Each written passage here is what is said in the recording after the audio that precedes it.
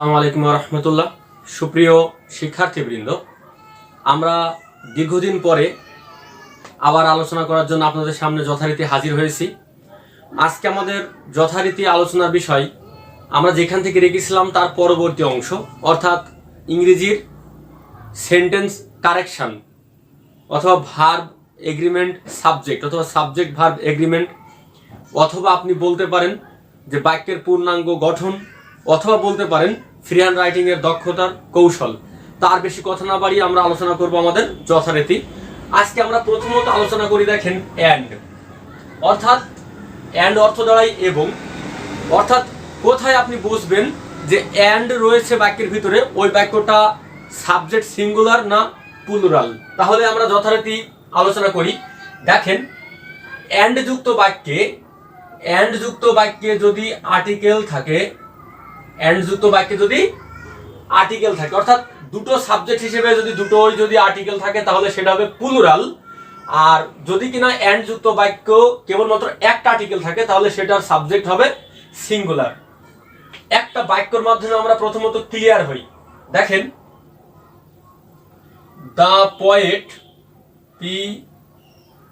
POET, the poet and novelist dash come, এখানে আমরা একটা লিখলাম, আবার একটা লিখছি, দেখেন, the poet and the novelist dash come। দেখেন, বাক্যটায় সূক্ষ্ম পার্থক্য আছে। কেমন? এখানে বলেছে দি পোয়েট অ্যান্ড নোভেলিস্ট, আর এখানে আছে, নিচেই আছে দুটা দি। অর্থাৎ দেখেন, যদি কিনা অ্যান্ড যুক্ত বাক্য হয়, অ্যান্ড যুক্ত বাক্যে যদি সাবজেক্ট উল্লেখ করতে গিয়ে যদি দুটোই আর্টিকেল ধরা হয় তাহলে সেটা ভিন্ন ভিন্ন। অর্থাৎ প্রথম বাক্যে দ্য পোয়েট অ্যান্ড নোভেলিস্ট, তার মানে যিনি পোয়েট তিনি নোভেলিস্ট, অর্থাৎ যিনি কবি তিনিই ঔপন্যাসিক, এই জন্য এখানে হবে হ্যাজ কাম। আর এবার দেখেন, পরবর্তী বাক্যে বলেছে the poet and the novelist, অর্থাৎ এখানে কবি একজন, ঔপন্যাসিক আর একজন, কারণ কি দুটো দিয়ে আছে, অর্থাৎ দুজনকে ভিন্ন ভিন্ন বোঝাচ্ছে। অর্থাৎ যে কবি সে আর ঔপন্যাসিক আজকে আর নেই, তার মানে এখানে ভিন্ন, এটাও ভিন্ন, এই জন্য এখানে হবে হ্যাভ। তাহলে আমরা অনায়াসে বলতে পারি অ্যান্ড যুক্ত বাক্যে যদি দুটো সাবজেক্টের আগে যদি দুটো আর্টিকেল থাকে তাহলে প্লুরাল হবে, আর একটা আর্টিকেল থাকলে সিঙ্গুলার। মানে একটা আর্টিকেল থাকলে যে প্রথম বাক্য যে, তার পরের বাক্যটারও সে। অর্থাৎ এখানে একটাই দি আছে আর একটাই দি নেই, অর্থাৎ যিনি পোয়েট তিনি নোভেলিস্ট, আর এখানে পোয়েট আলাদা, নোভেলিস্ট আলাদা। এবার দেখেন, এবার আমরা আসবো একটা ল্যাটিন কম্পারেটিভ ডিগ্রিতে। কি বললাম? ল্যাটিন কম্পারেটিভ ডিগ্রি, যেমন সিনিয়র, জুনিয়র, ইনফিরিয়র, তারপরে আপনার সুপিরিয়র। যদি কোনো বাক্যে এইগুলো থাকে, আমরা জানি এইগুলো সবগুলো কিসে বসে? তুলনামূলক। এটা যে টি মনে করবেন। আবার সিনিয়র, জুনিয়র, ইনফিরিয়র, সুপিরিয়র, এইগুলো দ্বারা আমরা জানি এগুলো ল্যাটিন কম্পারেটিভ ডিগ্রি। যদি এইগুলো যদি কোনো বাক্যে থাকে, সেই বাক্যে আপনাকে মনে রাখতে হবে যে এই বাক্যে দেন হবে না, মোরও হবে না। কি বললাম? এই বাক্যে দেনও হবে না, মোরও হবে না, কারণ এগুলো ল্যাটিন। তাহলে এই জায়গায় কি হবে? এইগুলো থাকলে সেই বাক্যে দেন হবে না, টু হবে না, মানে দেন হবে না, মোর হবে না, তাহলে সেই বাক্যে অবশ্যই কি বসবে? টু বসবে। আবার বলি, সিনিয়র, জুনিয়র, ইনফিরিয়র, সুপিরিয়র, এইগুলো থাকলে কখনো কি হবে না? দেন অথবা মোর হবে না, সকল ক্ষেত্রে টু হবে। তাহলে আমরা একটা উদাহরণ দেখে নিতে পারি। I am senior to Asmaul. আমি আসমাউলের কি? বড়।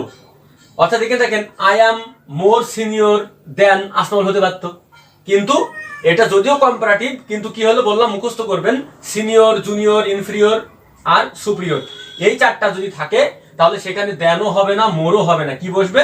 টু বসবে।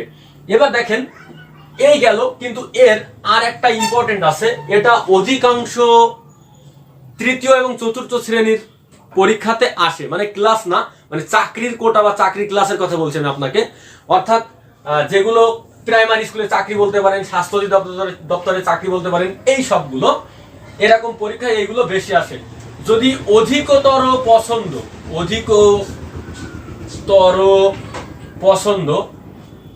যদি কোনো বাক্যে অধিকতর পছন্দ বা তুলনা করা বোঝায়, সেই শব্দটা কি যেটা তুলনা করা বোঝাবে? প্রিফার। দেখেন, যদি কোনো বাক্যে এটা থাকে তাহলে সেই জায়গায় আপনি কি দিবেন? সেখানে দেন না হয়ে কি বসবে বললাম? টু বসবে। তখন আগেরটার মতোই, অর্থাৎ অধিকতর পছন্দ বা তুলনা বোঝাতে যদি প্রিফার শব্দটা যদি ওই বাক্যের ভিতরে থাকে তাহলে সেই বাক্যে দেন না দিয়ে আপনি কি দেবেন? সেই বাক্যে আপনি টু দেবেন। যেমন দেখেন, আই লাইক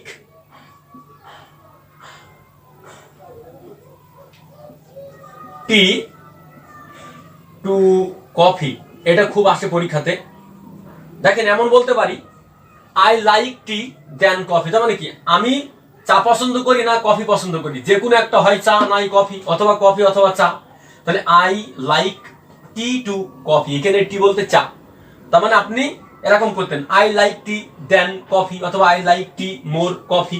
কিন্তু এটা কি অধিকতর পছন্দ বা তুলনা এরকম যদি কোনো বাক্যে বোঝায় তাহলে সেখানে চোখ বুঝে অনায়াসে সেখানে আপনি দেন না দিয়ে কি বসাবেন? টু বসাবেন। এটা খুব ইম্পর্টেন্ট একটা বাক্য লিখলাম, এটা অধিকাংশ চাকরি পরীক্ষাতে আসে, যারা চাকরি পরীক্ষার জন্য প্রস্তুতি নিচ্ছেন তাদের জন্য। আর আমার ক্লাসগুলো তো সবগুলোই চাকরি পরীক্ষার্থীদের জন্য, এই জন্য আপনারা অবশ্যই চ্যানেলটা সাবস্ক্রাইব করে সাথে থাকবেন। তো দেখেন, I like tea to coffee, তাহলে এখানে কি বললাম? অধিকতর পছন্দ। এবার দেখেন, আরো একটা মজার কথা বলি, যদি কোনো বাক্যে ওয়ান অফ থাকে, তাহলে চোখ বুঝে, কি বললাম? যদি কোনো বাক্যে ওয়ান অফ থাকে, চোখ বুঝে সাবজেক্ট যদি সিঙ্গুলার হয় অথবা সাবজেক্ট যদি প্লুরাল হয়, অর্থাৎ বাক্যের কর্তাটা এক বচন হোক আর বহু বচন হোক, ভার্বটা সকল ক্ষেত্রে অবশ্যই কি করবেন? সিঙ্গুলার করবেন। ভার্বটা কি করবেন? সিঙ্গুলার। আবার বলি, যদি কোনো বাক্যে সাবজেক্ট যদি বহু বচন হোক বা এক বচন হোক, অর্থাৎ সিঙ্গুলার বা প্লুরাল হোক, সেই বাক্যে যদি ওয়ান অফ থাকে তাহলে সেই বাক্যে আপনি কি করবেন? ভার্বটা কি করবেন? সিঙ্গুলার করবেন। তাহলে আমরা এখানে লিখতে পারি one of my friends dash lawyer. হয়তো আমার কোনো বন্ধু লয়ার নেই, হয়তো বন্ধুর ওয়াইফ থাকতে পারে, তো যাই তবু আমি ফ্রেন্ডস এ লিখলাম। দেখেন, ওয়ান অফ মাই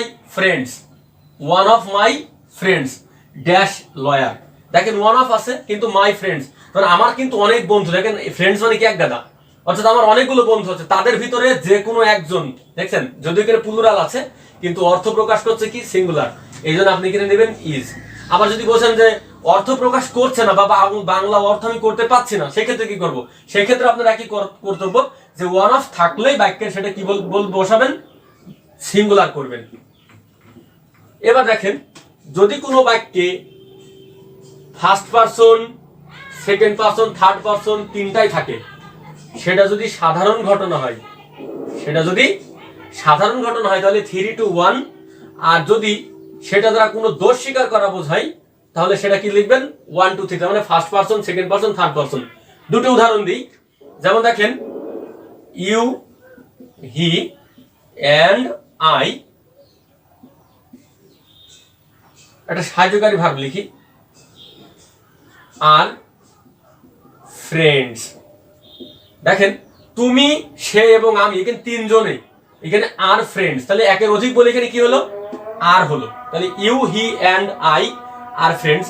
তারপর আবার আরেকটা লিখি, আই, ইউ অ্যান্ড হি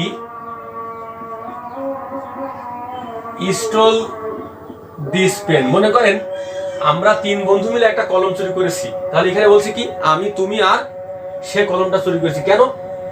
যদি দোষ স্বীকার করি, মনে করেন একটা ঘটনার সাথে 20 জন জড়িত, বললাম অমুক অমুক অমুক অমুক অমুক অমুক অমুক, এমন বলতে বলতে লাস্টে বললাম আমার নাম বলে টাইম দেবে না, তাহলে যারা চুরি করেছে আমার সাথে তারা এসে আমাকে গজল পিটানি শুরু করবে। এই জন্য কি করব? যদি দোষ স্বীকার করলে নিজের বলতে যে হ্যাঁ আমি চুরি করেছি, আমার সাথে অমুক অমুক অমুক অমুক আছে, তাহলে আর কোনো সমস্যা নেই। এই জন্য first person, second person, third person.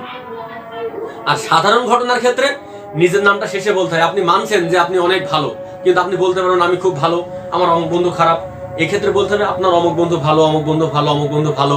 এগুলো সাধারণ বোঝায়। তো এরকম করার পরে আপনার নিজের নাম বলবেন, যাতে আপনার মেন্টালিটি অনেক হাই, লোকজন বুঝতে পারে যে আপনি অনেক বড় মাপের লোক। তো এরকম যদি সাধারণ ঘটনা হয় এবং 3টা পার্সন থাকে, তাহলে second person, third person, first person. আর যদি কোনো দোষ বা ত্রুটি বোঝায়, তাহলে first person, second person, third person. সুপ্রিয় শিক্ষার্থীবৃন্দ, আজকের ক্লাস এই পর্যন্তই। যদি ক্লাসটা ভালো লেগে থাকে অবশ্যই অবশ্যই অবশ্যই চ্যানেলটা সাবস্ক্রাইব করবেন এবং বেশি বেশি ভিডিওটা শেয়ার করবেন। সকলে ভালো থাকবেন, সুস্থ থাকবেন, এই শুভকামনায় আজকের ক্লাস এই পর্যন্ত। আল্লাহ হাফিজ।